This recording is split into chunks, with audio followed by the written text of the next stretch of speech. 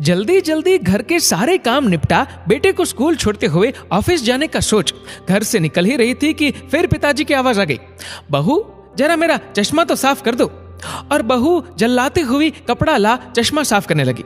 इसी चक्कर में बेटा स्कूल में और खुद आज फिर ऑफिस देर से पहुंचे।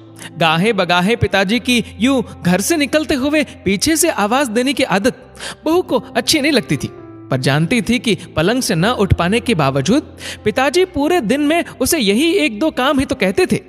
काम छोटा सा था, पर ऑफिस जाने की भी तो जल्दी होती थी सुबह सुबह। एक दिन पति से चर्चा की। पति की सलाह पर अब वो सुबह उठते ही पिताजी का चश्मा साफ करके रख देती, लेकिन फिर भी घर से निकलते समय पिताजी का बहू को बुलाना बंद नहीं हुआ। दिन बीते, एक समय वो आया कि समय से खींचातानी के चलते अब बहू ने पिताजी की पुकार को अनसुना करना शुरू कर दिया।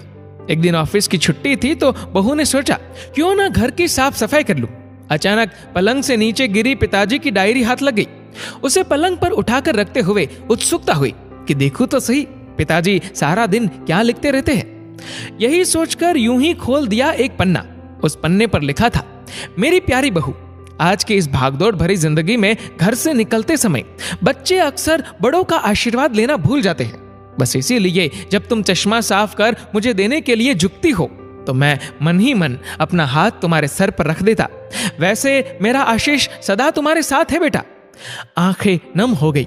बस अगले दिन से ही बहू ससुर का रिश्ता मानो पिता पुत्री में बदल गया। अब 5 मिनट पहले तैयार होकर बेटे को स्कूल छोड़ने के लिए पिताजी की आवाज से पहले ही बहू चश्मे को साफ कर देती। पीने के पानी का जग उनके पलंग के सिरहाने रखती। जाते समय लाड़ प्यार से 2-4 वाक्यों में सारे दिन की हिदायतें देती। कभी उनके फल या दवाई न खाने का उलाहना और अंत में, अच्छा बाबूजी ऑफिस को देरी हो रही है, चलो बेटा बाबूजी को बाय बोलो, कहकर घर से निकलती। बूढ़ी हड्डियों में न जाने कैसे ताकत से आने लगी। दवाई वही थी, पर सेहत में सुधार 10 गुना होने लगा। पिताजी स्वस्थ होने लगे थे, परंतु अचानक एक दिन हृदय गति रुक जाने से स्वर्ग सिधार गए। उनके अंत समय में उनके मृतदेह के चेहरे पर संतुष्टि के भाव की भी पूरे परिवार में खूब चर्चा हुई थी। आज पिताजी को गुजरे ठीक 2 साल बीत चुके हैं। आज भी बहू रोज घर से बाहर निकलते समय पिताजी का चश्मा साफ कर उनके टेबल पर रख दिया करती है। उनके अनदेखे हाथ से मिले आशीष की लालसा में आज भी सुबह घर से निकलते हुए न जाने क्यों ऐसा लगता है कि अभी आवाज आएगी, बहू जरा मेरा चश्मा तो साफ कर दे। माता पिता का अदृश्य आशीष ही ईश्वर की कृपा दृष्टि है। जीवित माता पिता की सेवा मरणोपरांत किए गए पितृ कर्म से कहीं अधिक उत्तम है। जीवन में हम बहुत कुछ महसूस नहीं कर पाते, और जब तक महसूस करते हैं तब तक वे हमसे बहुत दूर जा चुका होता है।